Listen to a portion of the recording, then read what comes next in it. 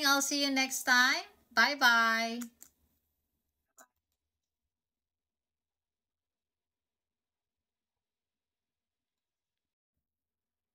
So, katatapos lang ng last class ko.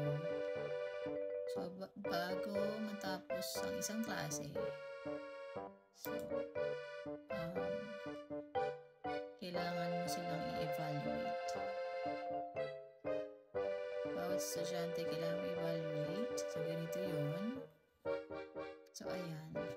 Pakita mo naman dyan. Please evaluate. Ito yung pangalan ng estudyante ko. For example. So, ayan. Hello. So, yung performance niya. Nagko-concentrate pa siya. Engage pa siya sa klase. So, ngayon naman, yung estudyante ko is so-so. Participate. So, ito rin. So, ayan. Sasagutin mo lang yan.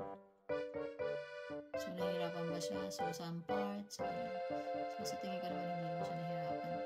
So, nagmamatch ba yung English level dun sa course? So, kung yes, kung below level dapat siya, yung medyo, yung content ay medyo mahirap. So, ito yun. Kung okay lang, or masyadong madali. So, meron din. So, sa tingin ko naman, match. Now, meron ditong feedback din.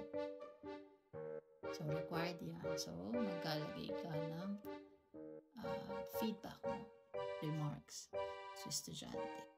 So, lagyan na natin.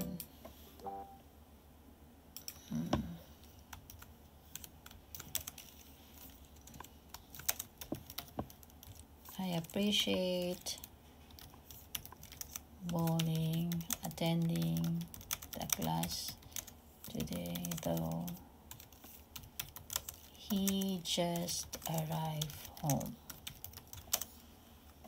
So, yun. So, ito.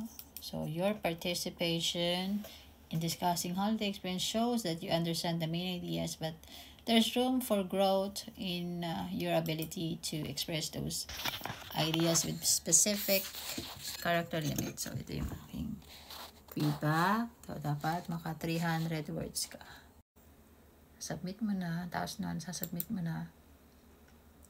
So pag nasubmit mo, dun palang natatapos yung isang estudyante. So, halimbawa, marami kang estudyante for ngayon.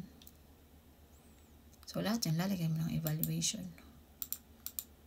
So, kagaya nito, itong estudyante ko ngayon, medyo kailangan niya ng practice. So, ang evaluation niya, so, kailangan maayos sa evaluation mo kasi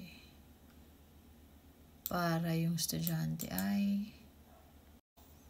ma-inform ng learning advisor nila na kailangan nilang mag-practice pa. So, pag tapos na, lahat ng to-dos ko, tapos na. So, lahat yan na-evaluate ko na. So, yun. Tapos na yung araw ko. So, bukas magsisimulan ulit. So, yun lang. Bye!